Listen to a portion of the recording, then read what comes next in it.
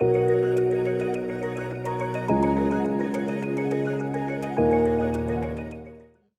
like one metaphor. So, right now, all of the healthcare systems or healthcare measures that we're talking about is basically sick care.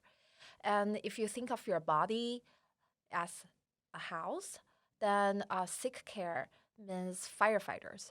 So the doctors and nurses only come in when your house is on fire. And their only mission is to keep the house. So they don't care if they have to break the glasses and pour water into your house and damage everything, all of your furniture, all of your appliances. Their goal is to keep it, but it's not their goal to keep it functional as it was. Yeah. Just keep it alive. Yeah. And then healthcare, on the other way, means that you have to inspect your chimneys on a regular basis or update your electrical wiring. Do you think there's a better word than healthcare? Like, is healthcare just like people are always going to think about it in terms of being sick or what?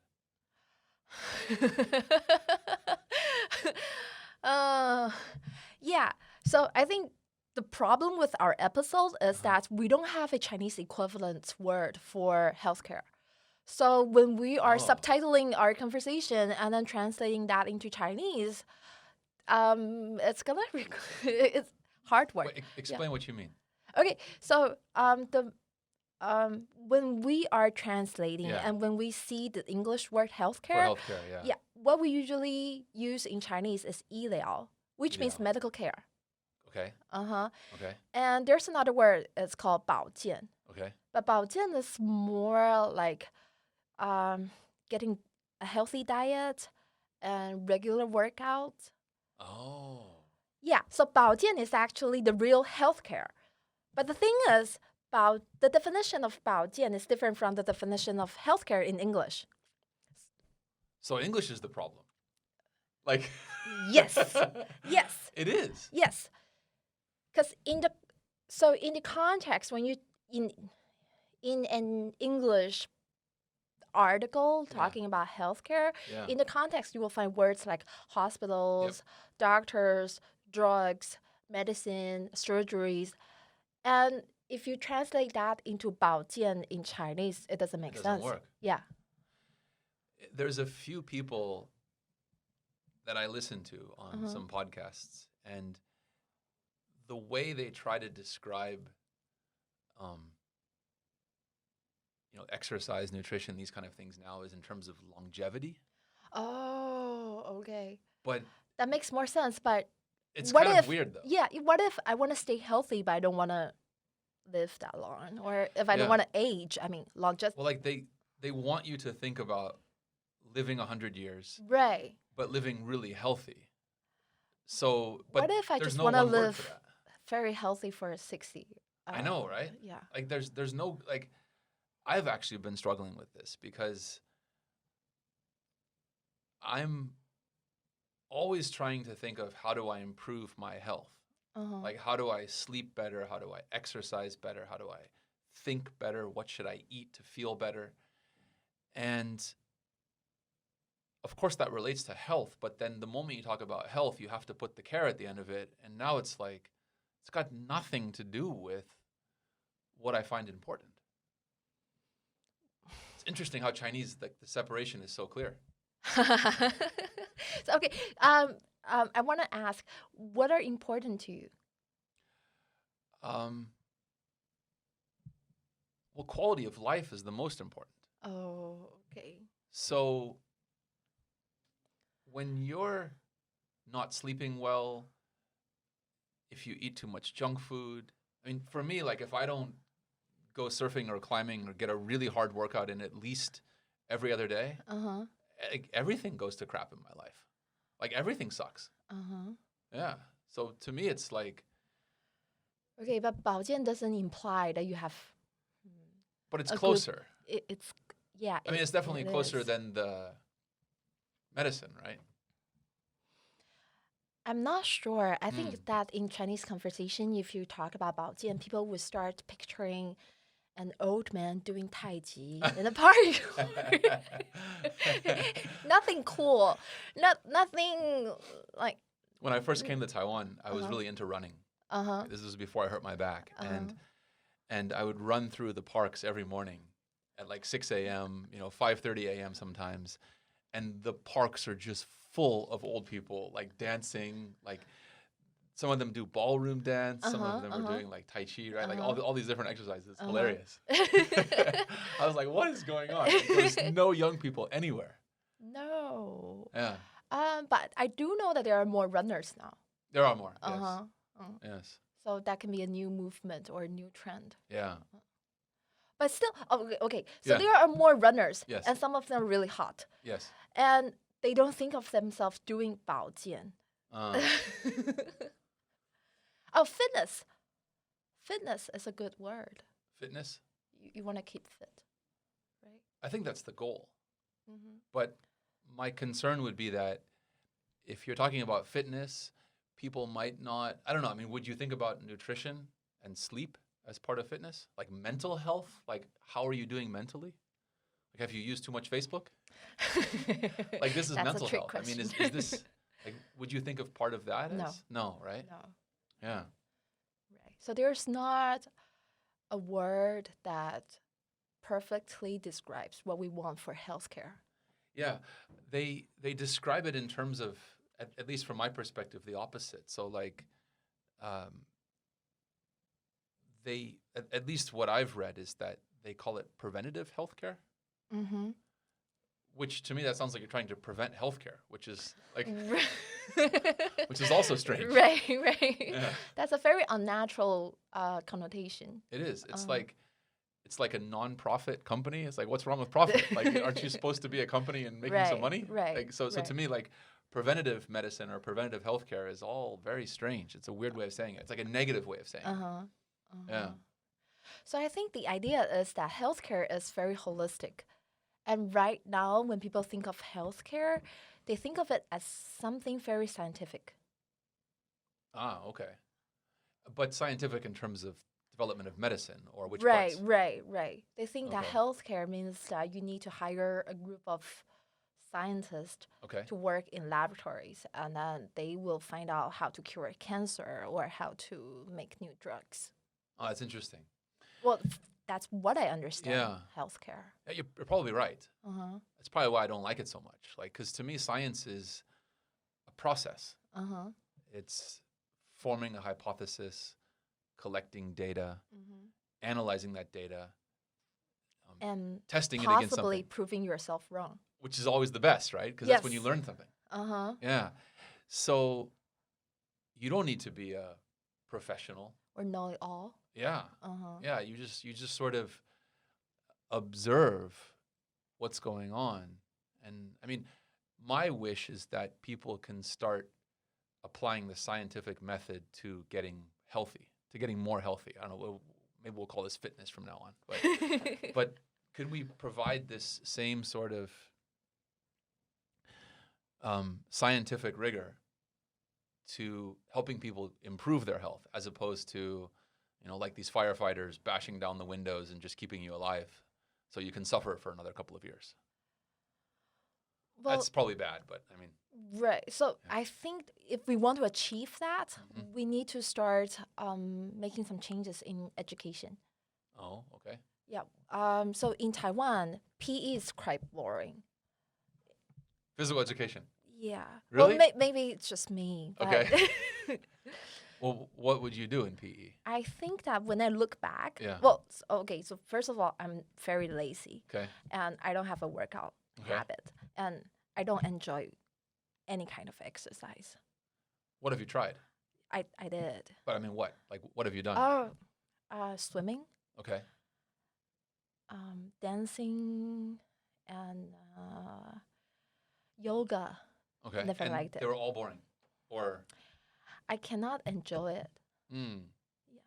The minute I dive into water, I want to get out. Yeah. And what about yoga? I'm just stiff. And when I look back, I think that I've never given myself the right knowledge and enough space and time to develop that liking or that habit. So when I was in the elementary school, I think my teacher confused sports with exercise, with workout. So I was taught volleyball skills for 1 month, and then dodgeball skills for another month, and then basketball. And then at the end of the semester, everyone needs to shoot. And then you'll be scored. Oh, that's really interesting. Yeah. Huh. And what is the goal? I mean, do you want one of these 100 kids become a basketball player? Yeah. Or do you want them to enjoy basketball so they would go to the basketball court after school? I was never given the pleasure. Okay. I don't mean that I'm so passive that I need to be given, but the thing is, it was very academic, and PE courses were never educational. What was the PE teacher like? Were they passionate about these sports, or no? They were just a teacher. Oh, they like the boys. Okay.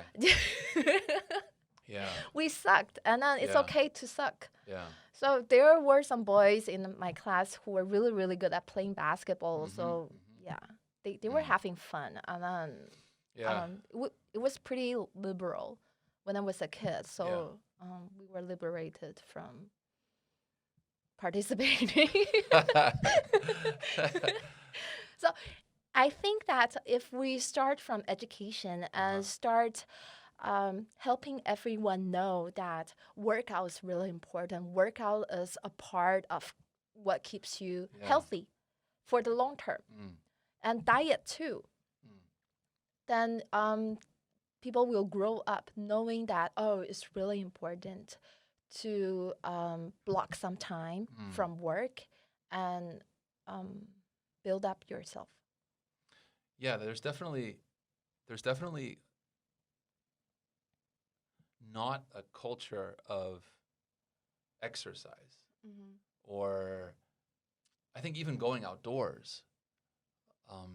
When I grew up, I was mainly outdoors. Like we'd get out of school at 2, and then I would go surf like as long as I could. And if I had time to do homework, I would do it. If not, forget it. You know, it was like it just wasn't that much of an emphasis. Yeah. And so I think it's easier to like becoming healthy. I think you can attack it from exercise, from diet, from mental, like any one of those 3. But I think the exercise is the easiest entry point, because the moment you start exercising more, you're probably not going to want to eat like fried chicken, or you're not going to want to eat the food that like before you exercise will make you feel like crap. And then once you start changing that, then you're going to exercise a lot and you're going to get tired, and then you're going to sleep better. And then as you sleep better, your body's that's a trigger you have to of get a it going. positive cycle. Yes. And it's very cost effective. Like, it's way cheaper than medicine. Yeah, right? if the majority of people in Taiwan knows that they can maintain health by exercising more or exercising regularly, then they don't need to go to hospitals or clinics that often. Yeah. I mean, in some ways, the fact that the healthcare system here is so good and so cheap, it's like you don't really feel like you have to exercise. You don't really feel like you have to get your body in like crazy shape, because it's okay. If you get sick, you just go get medicine, right? Yeah. Yeah. I think it's important to start somewhere, like start in one of those 3, because the moment, the moment you start and you move this forward, it becomes like easier and easier. And then you hear people, they say, oh, I'm addicted to exercise. It really is. It becomes an addiction. Well, it's one of the best addictions. I think it is, yeah. I was going to tell you a little bit about preventative healthcare. So we're working with this amazing scientist. Her name is Dr. Ho, and she's a virologist and an epidemiologist at Academia Sinica. 何美香? Yes. Okay. Yes. If scientists could be superheroes, like she's a superhero.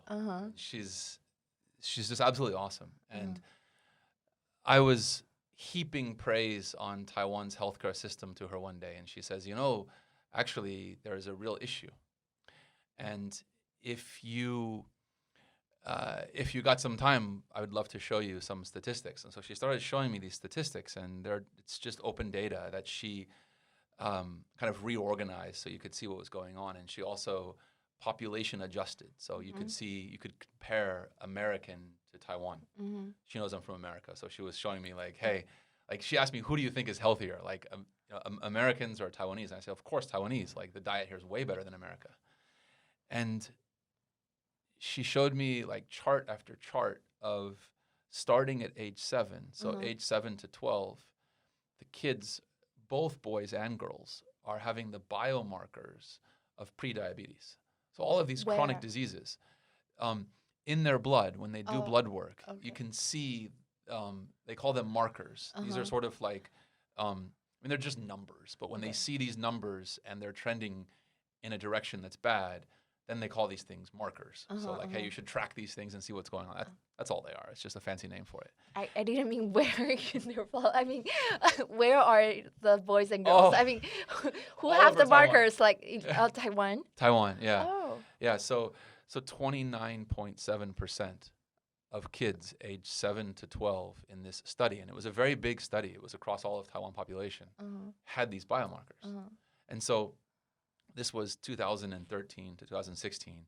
So what that means is give it another 10 years, and you're going to have a whole wave of people entering into the Sickcare system with chronic diseases, like diabetes.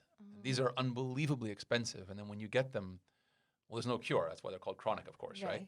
And so you're stuck with it for life, and your whole life you're going to have to suffer because of this stuff. And so, I mean, I look at that, and so you think of healthcare as this home, right? And the firefighters come in and like bash down your home, and they fix it, and well, they fix it, right? Like at least you still have a home, right? But how do you remodel? Like how do you, can you get new rooms? Can you get better furniture? Like what can you do? That's what I care about. Oh. Yeah. Well, I mean, we're only gonna get one home. Like, this is our body. We're only gonna get one. Yeah. Well, I think that in Taiwan, the entire healthcare systems doesn't define health as health.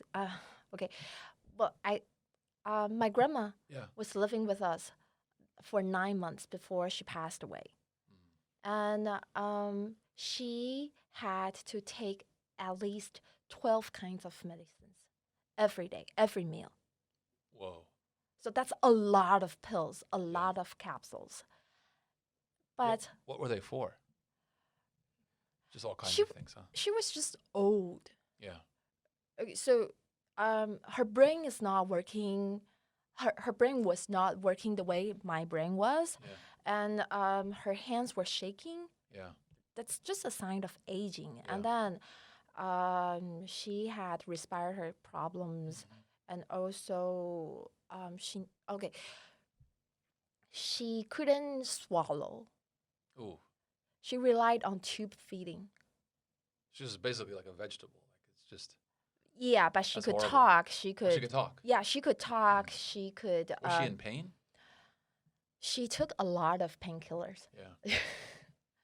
Right, so she relied on tube feeding to get food and medication, and then when the food arrives in her body, she needs poop softener to help them move forward. Yeah. So she's basically everything. A machine. Yeah. But when we took her back to the hospital, she was okay. Really? Like, I mean, the hospital treats her as, she's okay. Let's. Yeah, she was just showing signs of aging. Wow. So when you see that, our healthcare system thinks that she's healthy in her state, there's something wrong with that definition. Yeah. We defined healthy as kept alive. Yeah. I've heard from people that the KPI of the healthcare system is treat and survive. So out of all the people that come in, can you treat them and can they survive? That's the KPI. That's how the whole healthcare system is measuring itself. What if we measure how many people are prevented from getting diseases? Yeah, wouldn't that be amazing? Yeah. Yeah. So, I mean, it seems like if you were to measure, like, okay, how good are companies? Like, you'd probably want to measure profit. You wouldn't want to measure bankruptcy, right? So it's like, hey, can this company go bankrupt and still survive? Like, that's sort of the way healthcare works, right? Oh, but that's how we measure your runway. Yeah. True. How many months until you're dead? Yeah, right? Yeah. Back to that, like living for 100 years. So this doctor that I listened to, he has a podcast called The Drive. His name is Peter Attia. And so he has this idea that, okay, can you think about what you would want to do when you are a grandpa? Like, you'd want to be able to, like, lift your grandkids, give them a hug, lift them above your head, all of those different exercises. And then can you sort of reverse out of that and to know, okay, well, how much do you have to be able to lift when you're 40? How much when you're 50, when you're 60, when you're 70? And so he puts up this whole kind of training regimen. So as you age, you can age gracefully. You can still do things like you don't have back pains. That's great. Yeah. But I mean, this is like so he's way outside of mainstream medicine. I mean, they have to call it longevity because, and like longevity, at least in the US, is like, I mean, it's very expensive. It's what the rich people want to invest in. It's not considered mainstream. But that's always like bothering to me because it's like, shouldn't this be the most mainstream there ever was? Like getting people to live longer, healthier lives? Yeah. Oh, I think that has much to do with how the economy evolves. Okay. I think that for people like my mom, she's in the industrial age. So she thinks of herself as a tiny screw of the entire society. Oh, wow. And she thinks of herself as her value is how much she can contribute to the economy or the society.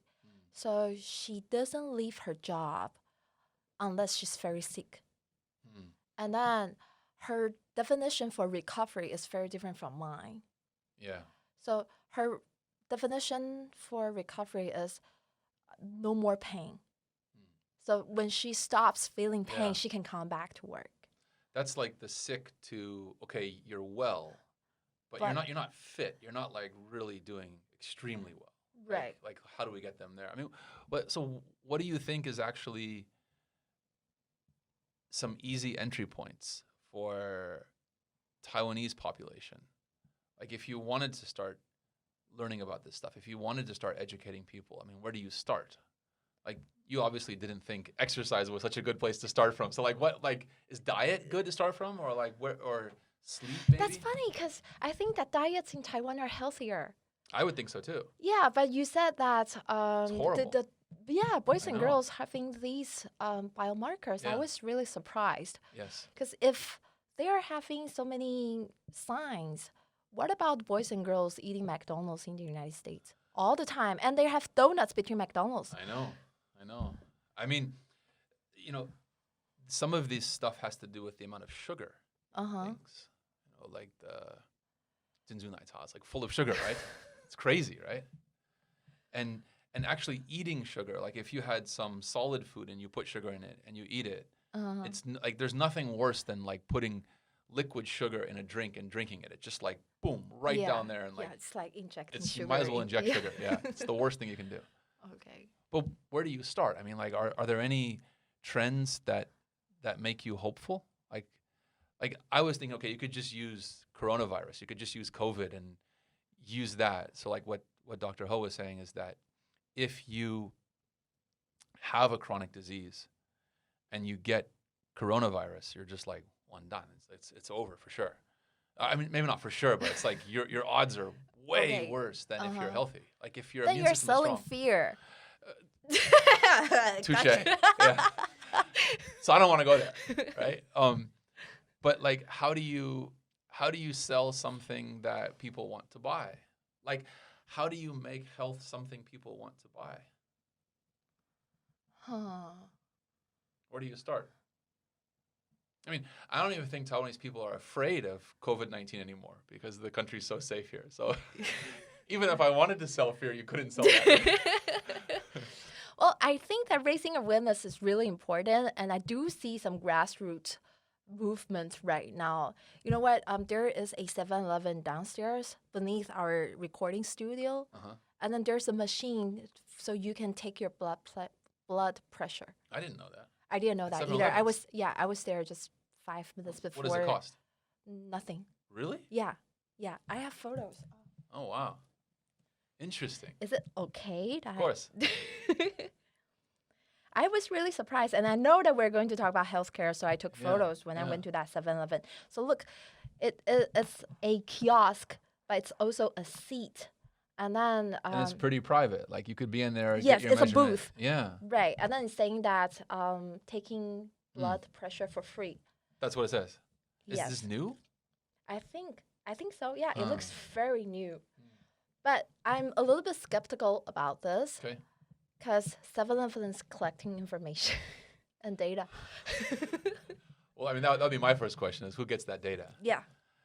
Because I recently found out from my friend's Facebook post, I know that you don't like Facebook, we can talk about it later, that 7-Eleven is going to her kids' school. 7-Eleven? Yeah, uni president. Okay. The mother company of 7-Eleven. But they're using the 7-Eleven logo and the mascot. Yeah. Openjiang. Yeah. The mascot is called Openjiang. And then, so Openjiang will drive a school bus. Okay. Which is converted into it looks like an ambulance, but it doesn't give you first aid. It takes your blood pressure. And then it's doing this for the entire school for free. Really? Yeah. And for parents, all you need to do is download an app. Okay. Created and developed by 7-Eleven. I mean, uni president. And then you can track kids' health records. Yeah. So, for one, I think that grassroots movements are really important. Raising awareness is really important. But something like this is suspicious. I mean, you're giving people very convenient access to new information and these technologies, and you're allowing people to track using your technology. Yeah. But the mastermind behind it is. Yeah, you have to be very careful with free. Free is this very dangerous tech concept and where the it most turns you into a product. Expensive thing. It is. Huh. Well, I hope there's an alternative to that where it becomes easier and easier for parents, for example. So I don't think parents actually know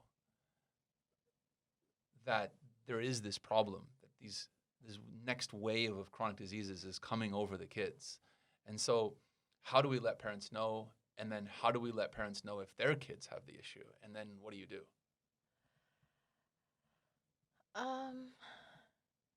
I don't think there will ever be a perfect environment.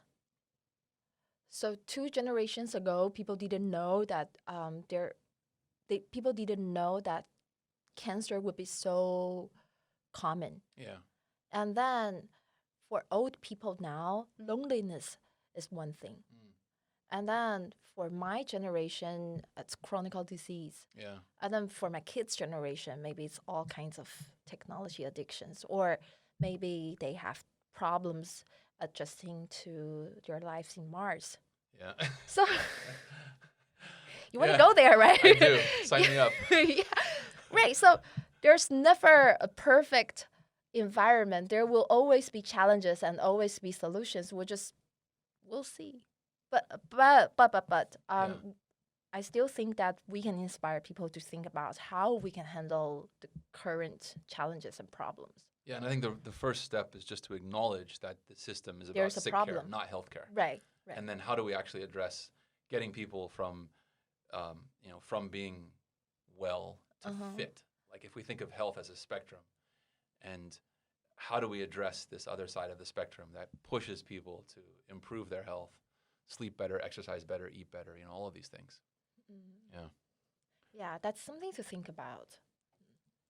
Maybe a conversation for another day. Yeah. Right. And our time is up. Yep. Anything you want to tell our listeners? I would like to get more comments. Yeah. So maybe there are a lot of things that we don't have answers to. But if you have any idea, just leave us a comment. Yeah, I think at least talking to you, one of the things that's most interesting is just to look at the US and Taiwan and how these systems are so different. And then to try to think of how we can take the best of both. I mean, they both have terrible parts and they both have amazing parts. And like, how do we act locally and try to kind of use the best things that the world can offer? So I'm interested in, like, are there topics we can talk about that would help people to understand, hey, what's really working well in America? And then what's really working well in Taiwan? And how do we kind of just increase that, you know? Yeah. Or how can we help people understand their individual rights? Yeah. Yeah, they need to learn more about their body, their health, and their data. Yeah, well, because the technology side, I think ultimately, and we'll probably learn this in, I don't know, whatever, 5-10 years from now, but Facebook will be as bad as cigarettes. Like, I think we'll look back and we'll say, oh my God, how do we let people use this thing? We're going to talk about it. Yeah, 2 weeks later, you're going to hear us talk about Facebook as cigarettes. There we go. Or cocaine. There we go. Right, so see you next time. Okay, sounds good. Bye.